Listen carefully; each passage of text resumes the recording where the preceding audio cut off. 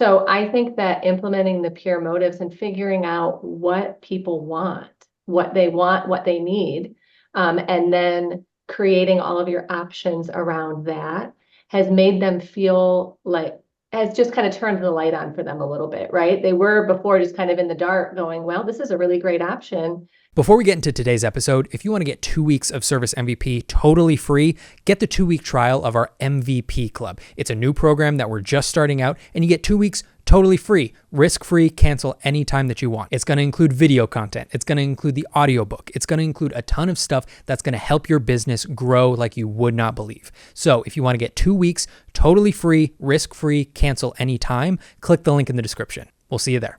Welcome to the Service MVP podcast, and my name is Joe Crisara, America's Service Sales Coach. We have a very special guest, Miss Dennielle Hearn from the Hearn Service Company in the state of Ohio. Hey, Dennielle, how you doing there? Hey, good. How are you? Good. Why don't you first start by telling us a little bit about Hearn? Today's meeting is going to be called Shaping a Pure Motive Culture, which apparently our coaches who have done a lot of work with your team have given us the information here that your team has really accepted and bonded together using the pure motives. And that, of course, makes us feel really happy because that's what we're trying to achieve as well. And when your team does well, our team does well, too. So thank you for doing that. I appreciate it. Why don't you tell us a little bit about the backstory here, about how long you guys have been doing this, and you and Tom, right, who have been running this business. Tell us about the backstory and how you guys wound up at our doorstep. Yeah, a little bit just kind of about our company. So we always say we're an old new company. So this company was founded in 1946. So we're coming up on 80 years old. But it was just Tom's grandfather, dad, himself and his brother until the mid 2000s, just kind of beating the streets. So we haven't really started growing as a company until then. So Tom and I kind of took the reins. The rest of the family wasn't that interested in the growth of the company. So we've been running it together for about 8 years now. And we were just looking for something a little bit different than what we were doing. We had a process, we were training to it, we were running it, but it wasn't we needed. We needed more. Another great friend of ours, Cody and Jim Bodine, introduced us to you. And from there we were like, wow, this is what we need. So we took it and ran with it.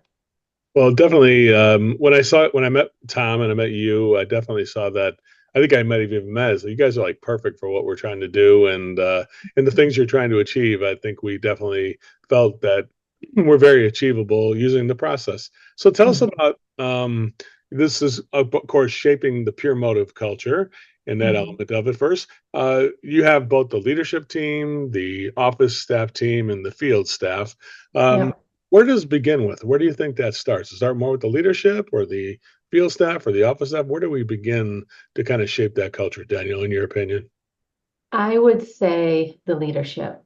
I think the heaviest lift is the field staff, but I think as leaders, if you don't understand pure motives, if you don't embody that, if you kind of don't know how to guide your team, then I would say it would be more difficult. That was what we found. Yeah, because I think a lot of people with the leadership's not involved, the pure motives are always being trained in the program, and it's even after you first learn it, we're always coming back to it again from every single part of it. Like when we're trying to explain to a customer, we always include the pure motives. Even when we're handling objections, the pure motives are in place and everything every time, right? But sometimes it gets put off to the side, and people are more. They get more into the options, like some of the nuts and bolts, and they kind of forget about the pure motives. What's a way that you, the leaders, kind of make sure that this is something that's present for all elements of your team? How do you keep this front and center as opposed to having it something fade into the background somewhere? I would say it's probably a little bit cliche, but we believe in it. We believe in it, and the question is always, even to our team, we're saying to them oftentimes, well, what should we do? Sometimes Tom even says it to me, or he'll say, honey, can I say something? It might sting a little bit. And I'm like, oh, Oh, heck, there you go. Stop peer motivating me at home. You're gonna Uncle Joe me at home here, right? Right, Funny, yes. it's funny. So I think that's it though. I think just being able to continue to guide them in that direction and help them figure it out on their own, through really understanding and embodying it. Well, if you don't mind, let's go ahead and just take a little tour of how the pure motives work on every. You just gave us a little bit of a sample there, Mhm. which is great. But let's go ahead and just start. Give us a little tour about how this works with like the field staff first, if you don't mind. Let's start because that is like the first kind of get. You will say that that's like well, when these guys get it, it kind of Mhm. changes. It's a game changer, right? So when Yeah. you guys first heard it and all the rest of it there. What did you do to in the way that the company, because it can't, I would say it's got to be front and center. Like I would say every wall or the company or somewhere, we got to have this stuff out in the front. So even you as leaders saying, let's make this present, and then let's make sure the guys are working on it as well too. So tell us how you, the leaders, kind of got the field staff to be enrolled in this peer motive process, if you don't mind. How did that? What are some of the things you've done as leaders that help the field staff first of all get on board with this? Mhm. I would say the biggest thing is when we decided that we were going to go through the training, we did it with them. We did Mm, it with them. We graduated through it with them. We role play with them. I go out and do ride-alongs with our team. And so when I would get in the truck with them, I would ask them, will you be my customer so that I can roll through the benchmark? So I think them just knowing that it was important to us and that we weren't asking them to do something that we weren't willing to do or didn't know how to do.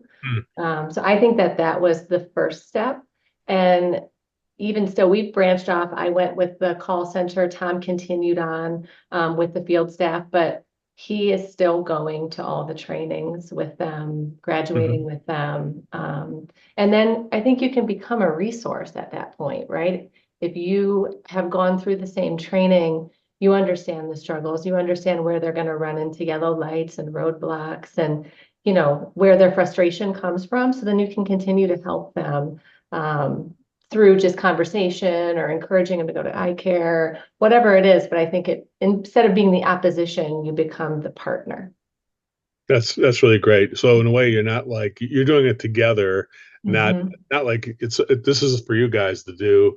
We're good. We're good. I got Yeah, I got to go back and hide out in my office or whatever. So exactly. to be with your people and working with them is a key Mhm. component to say this isn't just something that we're just throwing out there for you guys, and it's not like something that's discretional whether you're going to do it or not. We definitely want to see this be done because you, by example, as a leader, you go first and do it yourself. You're saying, right? Is that Mhm.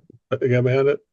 Yeah, absolutely. We've gone through all the training through the leadership, the field staff, and the office, and we have done it with them. Yeah, All.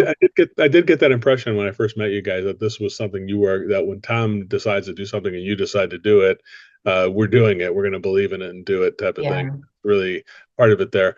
Tell me how some of the things you've done now as a kind of rituals of the pure motives, if you will. What are some of the things that we do with the field staff to make sure that they see it's always being present? We don't just like fade, Mhm. it doesn't fade to the background.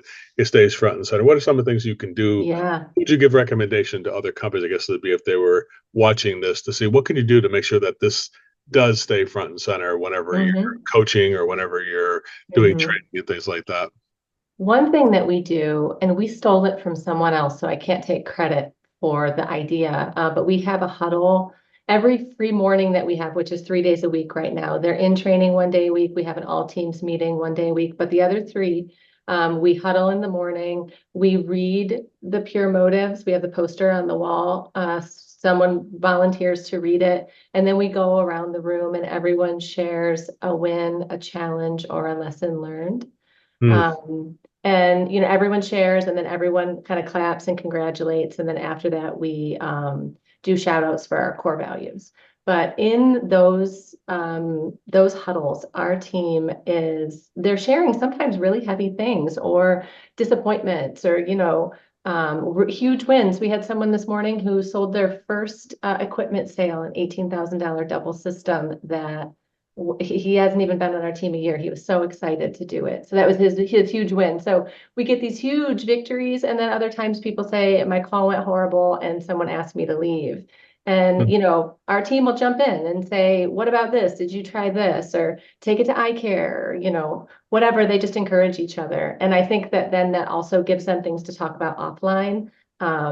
Did you try handling it this way? Or it gives Tom an idea about how he wants to, sometimes he'll recommend a chapter of the book. I see it sitting right there behind you, Joe. He'll say, go to chapter this one and read it or listen to it. That's So right there. it just, yeah, it just keeps us, it's literally, you'd think that like we were selling your book because there's like 3 copies downstairs. There's one in our conference room. We got the book on tape. It's all over, but they'll reference that sometimes. And, it gives us a place to do all of that and then also continue to understand how our team is flowing through the benchmark and what they're struggling with and then help them. Well, definitely thank you for making the effort, for you and Tom, of making the effort to do this with you, because it makes me feel good that man, I'm like floating on air right now. I can't believe it. And I didn't know I was going to get therapy from you this morning when we did this, Yeah. but thank you. And thanks for the effort you guys are making. It really makes me feel good. How about with clients though? Is this something that you guys are trying to encourage to be transparent with clients about the peer motives and that we believe in this, and this is what this is something that kind of inoculates you from clients who feel like maybe your motivations are out of whack? Or how transparent is this with the clients, do you think, right now in your company? I would say extremely. So I'll tell you a little bit about a challenge that we would run into with our team and kind of their mindset. So in our marketplace, we have a lot of competitors that are priced lower than us. And we always say the level of service and the price are generally kind of hand in hand. So same with us, right? We charge appropriately for the level of service that we provide. And sometimes you go out to people's homes and they're not prepared for that level of service or they don't want it, right? So our team, I think, would have an internal struggle thinking, oh, these people think that we're trying to take advantage of them, or these people are comparing me to someone else and saying, I could get this done cheaper, all of the price objections. And I think until they had pure motive services to rely on, they didn't know how to express to the customers that the ball is in their court, that the decision is theirs. So I think this has given them the tools to be able to say to someone, well, hey, if you had someone else out doing it before, I don't want to step on their toes. Do you want to call them back? I'll help you give them a call, right? I think those type of things, asking them, well, what should we do in this situation? What do you like about this option? Or, all the things, all the things, Joe. But I think that until they had that, they felt like they needed to explain themselves and say, no, I'm not trying to do that. No, I don't want to take advantage of you. No, that's not my intention. And now they're showing that it's not their intention through the path that we're taking through the call. And I think that has given our guides that tool that they've needed to have confidence in what we're presenting to people. How about when I was told to ask you specifically about the happy call process and how, what we're doing with the happy calls and how your team has approached that. You can give us some, Yes, how your office staff absolutely. has kind of made sure that the peer motives are in place. Just double check with those happy calls that we do. Tell us about that a little bit. So we've always done happy calls, and I would listen to them. And so on our happy calls, we're asking for the review, and we would get, a couple. I would say I read them on Monday mornings, maybe 5 or 6 of them would come in a week, and we went through the call center training and we got to the happy call portion. And just like the rest of it, we're like, well, we're already doing this. Let's see what we can take away, though. Let's see what we can make better. And it sounds so silly, but just changing the way that we were asking the questions. Number one, we started having conversations with our customers during the happy calls. We used to say, did they leave anything behind? Did they wear your floor savers? Do you have any questions or concerns about the call? Okay, great. Thank you. Bye. Right. Would you like to leave us a review? It was very robotic. But then once we made it a requirement that you say, how was your experience with our technician? What did you like about the options that they presented to you? do you have any questions about them? If I sent you a link for a review, what would happen then? And when we started asking that, we get some funny answers. We had someone tell us one time, well, probably not much. But also, our reviews went from like 5 a week to the first week that we started implementing that, we had 15 reviews. Wow, that's So I amazing. can tell when my call center is not asking if I send you this review, what would happen then, Hmm. based on how many come through that week. And I QC the calls and I know we don't have many reviews. I know they're not asking. And then I can go back to them and say, what are y'all doing? And then, we tune them up a little bit. Hmm. But just that simple question, it throws people off. I mean, Joe, I know that I'm talking to you about your book and you understand the psychology behind it all, Yeah. but it makes them think, what would happen if you sent me that review? They're like, oh, yeah, I would leave a review, but it makes them just pause for a second and give a little bit of thought to what we're asking. Yeah, in a way you're helping them imagine the action of doing it, not just asking for a review, but hey, if I asked you to go up there and say those words you just said about us, what would happen then? Yeah, I'd definitely Yeah, do that for sure. Let me yeah. send you the link then. Yeah, so it's a great way to do that. There was it was software that was trying to do that before for people, but now Google made that not good. Mhm. But now would you do it in person and then nobody can really see that. So it's a great way of doing it. Talk about the front of the line pass service. Like one of the things that we get people there's a lot of things that people look at odd, like the happy call process is one, Mhm. and then the thing with the front of the line pass thing is like, how do you do that? It sounds like it's like you're Mhm. promising too much in a way. Like people are actually scared of that front of the line Mhm. pass service. How does that kind of feel Mhm. for your company and your people? How did you get your CSRs to incorporate that? Because a lot of times it's very difficult to get them to even believe in that as well too. How did you get that belief? Yeah. So our front of the line, I would say that is what we work on the most, Hmm. because I feel like it is challenging for us. We're a small crew, and trying to find that happy medium between over promising to our customers and devastating our technicians, or not offering something like that to our customers and making our technicians really happy. So we're always trying to keep that ship upright. So we have a membership program. So we've implemented the front of the line with our membership program, where we're offering that as a service to them. And, they get 24-hour service with that membership, and they also get priority service, front of the line service, and they're Hmm. paying for that. And I think it's easy for it makes it a little bit easier to prioritize for our call center, because when they get a concern from a customer about, well, why can't you get to me sooner? We say, well, we have members on our schedule that we have to serve. And then it invites the questions about the membership. And also we have the opportunity to say, this is something that this customer, they have invested in this premium service. So it kind of takes the wind out of that sail a little bit. Everything is not equal. If you want to invest in premium service, then we can offer you something different. Obviously, here at Service MVP, we the unintended consequence is that people do purchase more stuff when they feel the motivation is right behind it. Mhm. How has it affected? Has it affected the growth of the company financially, and as well as the personal growth of people in the field and in the office? How has that grown both financially and also personally? Would you say, Mhm. Danielle? Yeah, I would say yes to both. Once we started presenting 6 options, and I remember the first day of training when we started talking about 6 options, and our guys were like, they were so up in arms. We have trouble creating 3. We can't even create 3 good options, and you want us to make 6. Like, Uncle Joe is officially crazy. We're on day 2 of training and we're done.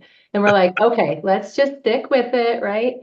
And Hmm. now I feel like they're challenged. They're challenged by the 6 options, and not because they have a hard time making them, but because they're challenged by what do they think is going to appeal to their customer, and Hmm. how customized can they get, and how dialed in can they get with this individual that they're serving. So I would say that it has they've created more relevant options, more options for their customers. And because through learning how to do that, I think they have grown in regards to their communication and their listening skills, because you have to get good at that in order to make those 6 relevant options. Yeah, So, I think it starts with the diagnosis, right? yeah. The pure motives being used in the diagnosis. Like, what's the safety Mhm. issues I can find here? What are health issues? What are Mhm. quality? How can I increase the quality? How can I make the reliability? What kind of service can I offer additionally besides just the thing we're doing today? What can I make sure that we're in the future offering that too? So I think the pure motives are definitely a part of making it easier Mhm. to do the kind of an overlay, right? That if you can Yeah. use the pure motives when you're diagnosing, that the solutions become much easier to kind of they start to emerge, like, oh yeah, what was I thinking? I can't believe I didn't think that we should have done that, Mhm. right? So tell me, how does that work in terms of working it into the technical part of the job and all that part of it there? How's the pure motives kind of work into that with your team?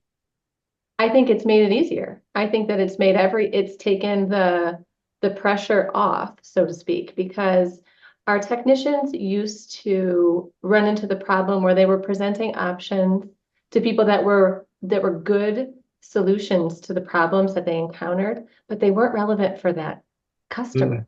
They didn't matter to that person. yeah, yeah. So, right. And then you get into that swirl where you're offering things that people don't want, right? And then they feel like you're trying to sell them something.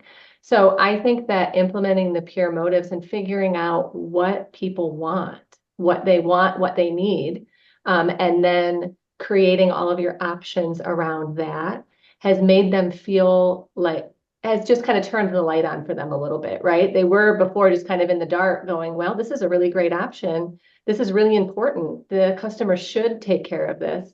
But if the customer tells you I don't want to, well, then what should we do, right?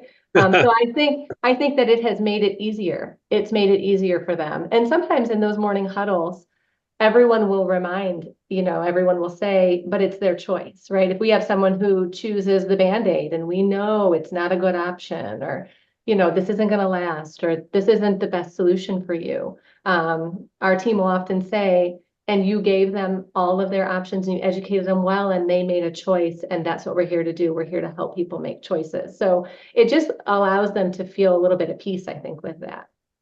That is awesome. Well, one thing I do really think that the Hearn service company does very well, which is to strike a balance. Because I know a lot of times the balance in the training, right?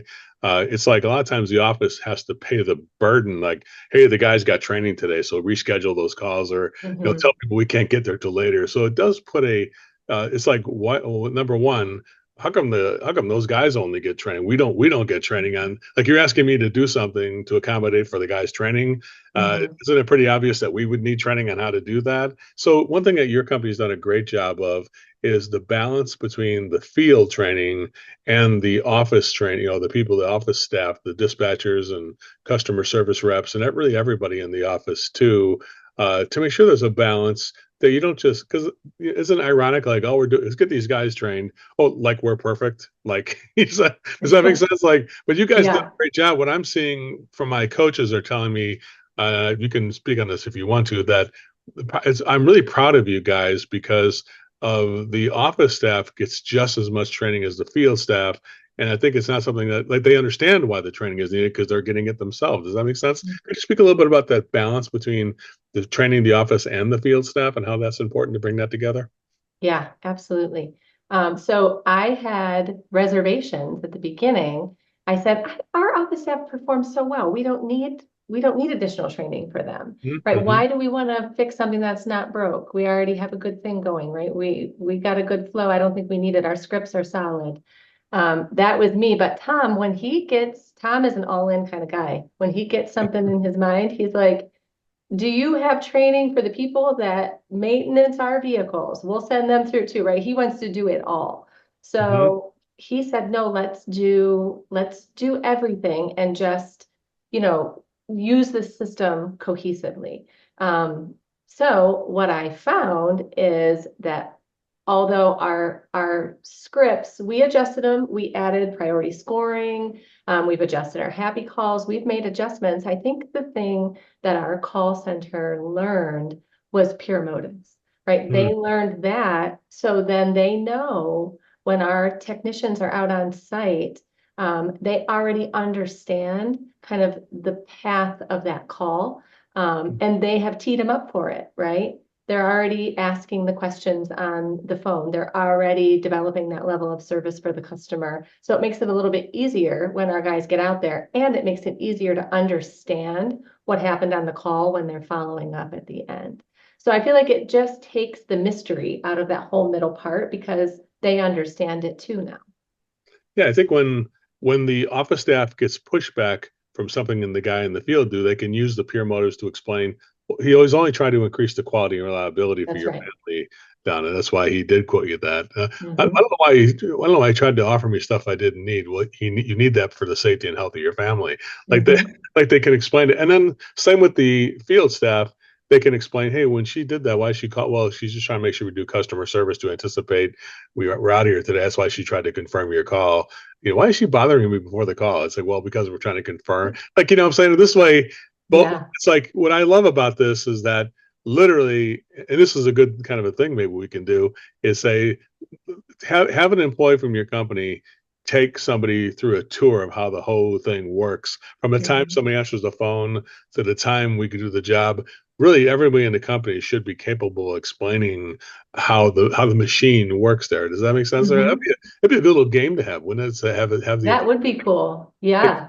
take us for a tour about how this company works from the time the phone rings to the time we get that text coming in to the time we finish the call and that happy Mhm. call is done. Tell us how this whole machine works. That'd be a fun Mhm. to play, wouldn't it? Mhm. And I feel like our field staff listens to the calls that come in on their way out to the job. And if they hear something that is a little bit off, they're quick to say, no, please don't tell the customer, for example, that we need their email address so that we can send them, all of their quotes. Because Hmm. we may not, right? Because that's not good service. And then our call center's like, okay, like they already know.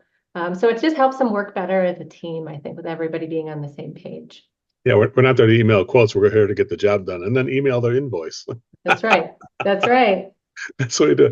Danielle, unfortunately, all good podcasts start on time, which I think we did that, but I think they also end on time. And I think we're a little bit over time here, but Uh-oh. thank you for taking so much time with me and sharing this good news. I tell you what, you made my entire week this week for sure. I feel like I'm floating on air. Thanks for making me feel good, and thanks for helping other service professionals who are considering how to help their team as well. I think you've done a great job here today. Thank you so much. Thank you. And thank you for creating such a thoughtful, easy to use tool that really has been transformative amongst our team. We all really appreciate it here. But let me just ask you one thing. If you had to give people advice on what they should do when it comes to a program like this, what advice would you give contractors who are thinking about this? Mhm. I mean, I would say do it.